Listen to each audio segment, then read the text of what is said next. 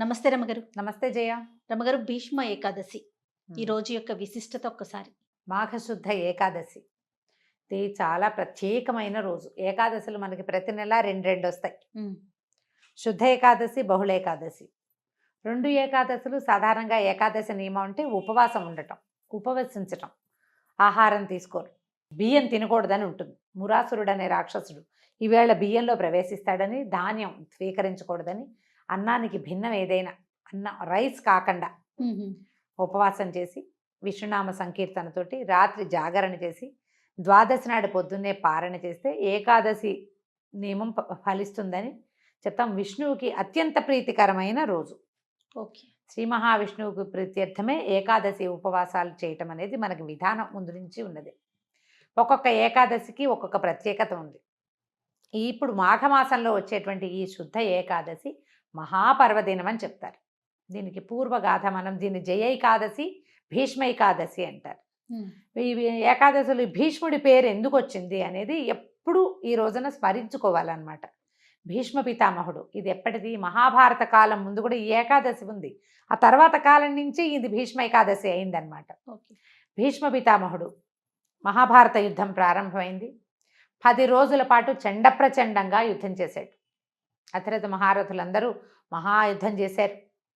ఆయన దిగలేదు, పడలేదు, ఆయన జయించలేకపోయారు.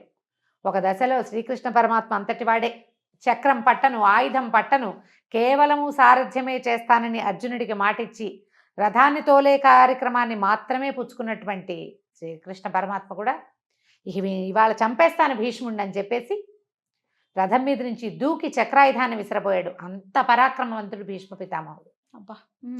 భగవంతుడి ఆయన దండం పెట్టేట్టు. అసలు భాగవతం పోతన గారి పద్యాలు అయితే ఎంత బాగుంటుందో. ఆ శ్రీకృష్ణుడిని వర్ణించే శ్లోకం, ఆ కృష్ణుడి అట్లా దూకి తన మీదకి వస్తున్నటువంటి కృష్ణుడిని చూసి భక్తితో నేల మీద పడి దండం పెట్టినటువంటి భీష్మ పితామహుడి అసలు ఆ పద్యాలు వర్ణన విని తీరవలసిందే. మహాద్భుతంగా వర్ణించారు పోతన గారు. వ్యాసుల వారు చెప్పిందే, వీరి భావన ఇంకా అద్భుతంగా ఉంటుంది. అప్పుడు అర్జునుడు బతిమలాడాడు, వద్దు వద్దు వద్దు, నువ్వు ఆయుధం పట్టనన్నావు, ఈ పని చెయ్యొద్దని. తగ్గారు. ఏ విధంగా భీష్మ పితామహుడు మరణిస్తాడో, ఆయన అడ్డు తగ్గి తొలగితే కానీ మిగిలిన యుద్ధం జరిగేలాగా లేదు. ఇక్కడ వీళ్ళ దగ్గర చాలామంది అయిపోతున్నారు. అప్పుడు వీళ్ళు అడిగారు, పాండవులే, ఎట్లా నిన్ను జయించగలము అంటే, ఆయన ఎవ్వరూ ఆయనకి ఎదురు ఆగలేరు. కానీ ఆయన శిఖండిని చూస్తే యుద్ధ విరమణ చేస్తాడు, ఆయుధాన్ని విసర్జించేస్తారు. ఆ రహస్యాన్ని తనే స్వయంగా తన మునిమనవులకి తెలియజేశారు. మహాభారతం తాలూకు కథకి మూల పురుషుడు భీష్ముడు. సొంతంగా సంతానం లేదు.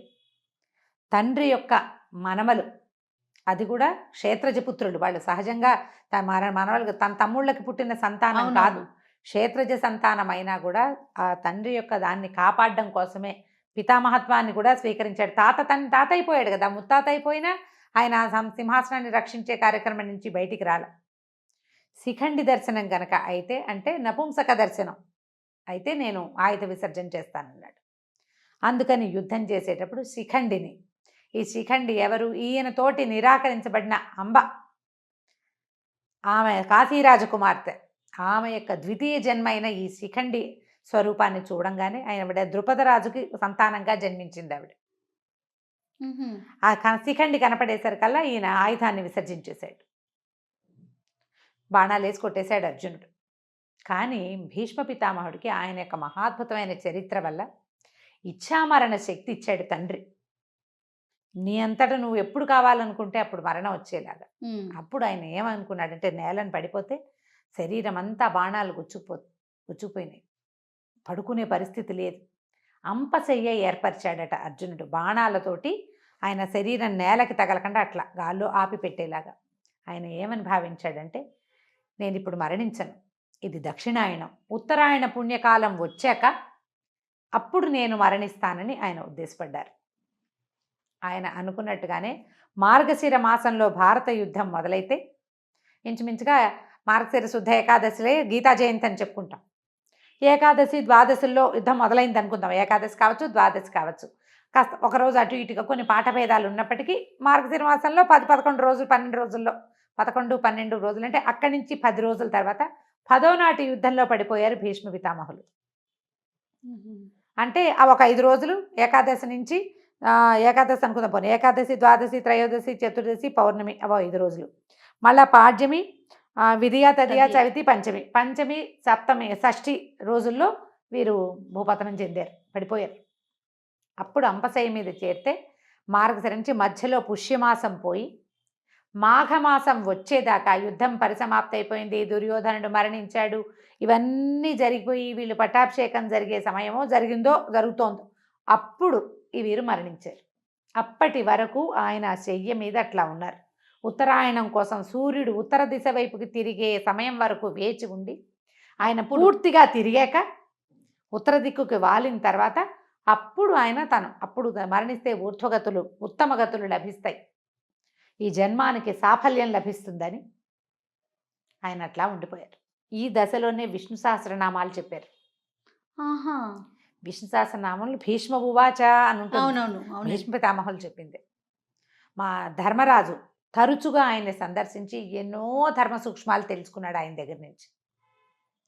అయితే ఈ సప్తమి నాడు, రథసప్తమి నాడు మన సూర్యభగవానుడు ఉత్తర దిక్కుకు తిరిగిపోతాడు పూర్తిగా. అవును. కొన్ని ఈ వేల సంవత్సరాల క్రితం ఈ సంక్రమణాలు అవన్నీ కూడా కొంచెం అటు ఇటుగా జరిగేవని, ఈ సప్తమికి దగ్గరలోనే సంక్రమణం జరిగి ఉండొచ్చు అని కూడా ఒక పాఠం ఉంది. దాని మీద అంత గొప్ప వివరణ నాకు పెద్దగా అవగాహన లేదు, అక్కడక్కడ పెద్దవారి దగ్గర వినటమే. అష్టమి నాడు నుంచి ప్రాణం మొదలుపెట్టారని, ఏకాదశి దాకా అంటే ఈ ప్రాణాలు పంచప్రాణాలు ఒక్కొక్కటి వెళ్ళినాయని, అష్టమి, నవమి, దశమి, ఏకాదశి నాడు పూర్తిగా ప్రాణ విసర్జన చేశారని, ప్రాణాలు వదిలిపెట్టారు. ఏమనాలంటే ప్రాణోత్కర్షణ అలాంటి పదం ఒకటి వాడతారు. పూర్తిగా తన జీవాన్ని వదిలిపెట్టారని చెప్తారు. ఓకే. అష్టమి నుంచి ఏకాదశి దాకా ఈ దశ నడిచింది అని చెప్పే పాఠము ఉంది. మరి సప్తమి నాడే సూర్యుడు ఉత్తరం వైపుకి తిరిగిపోతే ఈయన ఏకాదశి దాకా ఎలా జీవించి ఉన్నారు? సూర్యుడిని చూడగానే వెళ్ళిపోవాలి కదా. అదే ఇక్కడి నుంచి మొదలుపెట్టి అలా జరిగిందని ఒక పాఠం. అయితే వీరు ఇంత మహాభక్తులు భీష్ముడు, తర్వాత మహాద్భుతమైనటువంటి చరిత్ర కలిగినవాడు, అత్యద్భుతమైన భక్తిపరాయణుడు, భగవంతుణ్ణి నేరుగా కంటితో చూడగలిగినవాడు. ఆయన యొక్క మరణం ఏ రోజునైతే జరిగిందో ఆ రోజున ఆయన పేరుతోటే భగవత్ప్రీతికరమైనటువంటి ఏకాదశిని ఆయన పేరుతోటే పిలవాలని శ్రీకృష్ణ పరమాత్మ ఆదేశించారని చెప్తారు. ఇలాంటి ముక్తి, ఈ రకంగా ఇచ్ఛామరణంతో ముక్తిని సాధించగలిగిన వాళ్ళు ఇంకా ఎవ్వరూ మనకి ఏ కథలోనూ, ఏ చరిత్రలోనూ, ఏ పురాణంలోనూ చెప్పలేదు. అంత అత్యద్భుతమైన వ్యక్తి భీష్మ పితామహుడే. ఆయన చరిత్ర మొదటి నుంచి, ఆయన పుట్టుక నుంచి మరణం దాకా ప్రతి విషయము అత్యద్భుతంగానే ఉంటుంది. అయితే ఇంత అత్యద్భుతమైన వ్యక్తి ఇంత బాధాకరమైన మరణం కోసం వేచి ఉండే కార్యక్రమం ఎందుకు జరిగింది అంటే, ఎవరైనా కర్మశేషాన్ని అనుభవించవలసిందే. ఓహో, ఆయనది అనుభవించటానికే ఉన్నారేమో అంతేనంటారా? అనుకోవాలి. ఎందుకంటే ఈ ద్రౌపది వస్త్రాపహరణం జరిగేటప్పుడు, పాండవుల పట్ల అన్యాయం జరిగేటప్పుడు ఆయన కొంత మౌనాన్ని వహించాల్సి వచ్చింది. ఆ తప్పు ఏదైనా నివారించకపోవటము, అడ్డుకోకపోవటం కూడా పాపమే. స్వయంగా చేయకపోయినా కూడా ఆపలేకపోవటం, ఆ ఫలితాన్ని ఈ స్వరూపంలో అనుభవించడానికి సిద్ధపడ్డారు స్వచ్ఛందంగా. తన తప్పిదం ఉంది, ఆ తప్పిదాన్ని ఆయన స్వయంగా అనుభవించడానికి ఎంత సామర్థ్యం కావాలి. అలాంటి సమర్థవంతుడైనటువంటి వ్యక్తి యొక్క పేరుని, ఈ కథను తలుచుకుని భీష్మ ఏకాదశి నాడు విష్ణు పూజ చేస్తే అత్యద్భుతమైన ఫలితం లభిస్తుంది అని చెప్తారు. వైకుంఠ ఏకాదశి ఎంత పుణ్యప్రదమైనది, ఎంత అత్యద్భుతమైన ఫలితాన్ని ఇస్తుందో అలాంటిదే ఈ మాఘమాసంలో వచ్చే భీష్మ ఏకాదశికి కూడా అటువంటి ఫలితం లభిస్తుంది అని చెప్తారు. ఈ రోజున దేవాలయ దర్శనం కానీ, ఉపవాసం ఉండటం కానీ, జాగరణ చేయటం కానీ, ఎవరికైనా ఏదైనా దానం చేయటం కూడా, ఇవాళ చేసే దానము అవన్నీ కూడా చాలా అమోఘమైన ఫలితాన్ని ఇస్తాయి. కథ తెలుసుకుని పిల్లలకి చక్కగా భీష్మ పితామహుడి గురించి కథలు అవి చెప్పగలిగితే మరింత బాగుంటుంది.